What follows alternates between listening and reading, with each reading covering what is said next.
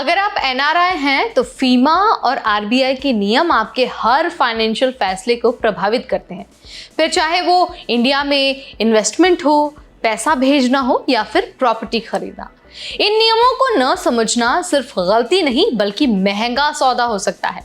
Penalty, कानूनी notice और यहाँ तक कि अकाउंट भी आपका फ्रीज हो सकता है। तो इसीलिए आज ये हम खास वीडियो लेकर आए हैं जहां पर हम आपको इन नियमों के बारे में ना आसानी से समझा देंगे, बताएंगे कि भाई ये नियम कैसे काम करते हैं ताकि आप निश्चिंत होकर पैसा अपना मैनेज कर सके। Hi everybody, I am Neha Upadhyay and you are watching NBT tech it. सबसे पहले बात होगी फीमा की। फीमा का मतलब है foreign exchange management act. FEMA Bharat सरकार का एक कानून है जिसे आरबीआई लागू करता है। इसका मकसद है कि इंडिया में विदेशी करेंसी और विदेशी ट्रांजैक्शन एक तय फ्रेमवर्क में हो। सीधे भाषा में अगर मैं आपको बताऊं तो अगर आप इंडिया से बाहर रहकर इंडिया में पैसा ला रहे हैं या फिर ले जा रहे हैं या फिर इन्वेस्टमेंट कर रहे हैं तो फीमा बताता है कि ये कैसे और कितनी लिमिट में होने वाला है। आरबीआई यानी कि reserve bank of India in सभी ट्रांजैक्शंस का नियामक है। आरबीआई तय करता है कि एनआरआई किस तरह के बैंक अकाउंट खोल सकते हैं, यानी एनआरई खोल सकते हैं, एनआरओ खोल सकते हैं या फिर कोई और। इसके अलावा विदेश से आने वाला पैसा रुपए में कैसे कन्वर्ट होगा, प्रॉपर्टी में इन्वेस्टमेंट के लिए क्या नियम है और किन ट्रांजैक्शंस पर रोक है, ये आरबीआई तय करता है। हर साल आरबीआई अपडेटेड सर्कुलर निकालता है और एनआरआई को इन्हें फॉलो करना इंपॉर्टेंट है, कंपलसरी है। अब हम एनआरई अकाउंट के बारे में बात कर लेते हैं। तो देखिए, इसमें बाहर से आने वाला पैसा रखा जाता है, पूरा पैसा टैक्स फ्री है और वापस विदेश भेजा जा सकता है। इसके अलावा इंटरेस्ट भी टैक्स फ्री है।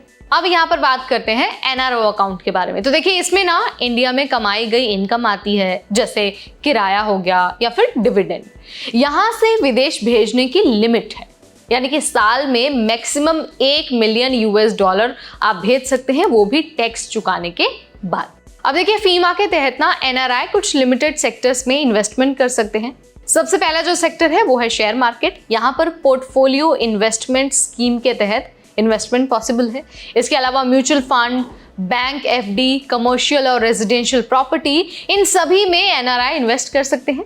लेकिन खेती की जमीन, फार्म हाउस और प्लांटेशन लैंड एनआरआई नहीं खरीद सकता है। सिर्फ गिफ्ट या फिर इनहेरिटेंस के जरिए एनआरआई को एग्रीकल्चर वाली लैंड मिल सकती है। विदेश से इंडिया पैसे भेजने पर कोई लिमिट नहीं है, लेकिन डॉक्यूमेंटेशन क्लियर होनी चाहिए। एनआरओ अकाउंट से साल में $1 मिलियन तक का ट्रांजैक्शन पॉसिबल है। हर ट्रांजैक्शन बैंक में डिक्लेयर करना बहुत ज़रूरी है, अदरवाइज फीमा के तहत पेनल्टी और कानूनी कार्रवाई हो सकती है एनआरआई पर। फीमा और आरबीआई ट्रांजैक्शन के नियम बनाते हैं, लेकिन टैक्स की बात इनकम टैक्स एक्ट में आती है।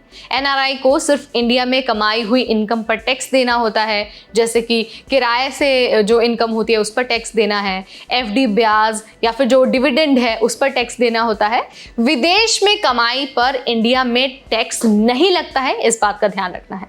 तो अगर आप एनआरआई हैं तो सही अकाउंट टाइप को चुनिए और उसे सही से मैनेज कीजिए। बड़े ट्रांजैक्शन से पहले बैंक या फिर फाइनेंशियल एडवाइजर की आप सलाह ले लीजिए।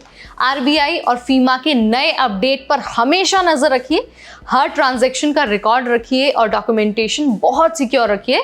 अदरवाइज अगर आप कोई गलत ट्रांजैक्शन करते हैं या फिर ट्रांजैक्शन छुपाने की अगर कोशिश करते हैं तो वो फीमा वायलेशन के अंतर्गत आता है और आप पर पेनल्टी लग सकती है और आप पर कानूनी कार्रवाई भी हो सकती है। फीमा और आरबीआई के नियम आपको रोकने के लिए नहीं है बल्कि सुरक्षित रखने के लिए हैं, ताकि आपका पैसा लीगल, ट्रांसपेरेंट और प्रोटेक्टेड रहे। सही जानकारी के साथ आप न सिर्फ परेशानियों से बचेंगे बल्कि आपकी जो इनकम है और जो आपका इन्वेस्टमेंट है उसे आप ज़्यादा स्मार्टली मैनेज भी कर पाएंगे। तो यहाँ पर मैंने आपको बता दिया है कि कैसे फीमा और आरबीआई एनआरआई के जो ट्रांजैक्शन है उसको मैनेज करने का काम करते हैं, उनके लिए नियम बनाते हैं और मैंने आपको दोनों के बीच का डिफरेंस भी यहाँ पर बता दिया है। सो अगर आप एनआरआई हैं और वीडियो आपको पसंद आया है, जानकारी अगर आपको अच्छी लगी है तो इस वीडियो को लाइक और शेयर करना बिल्कुल ना भूलें।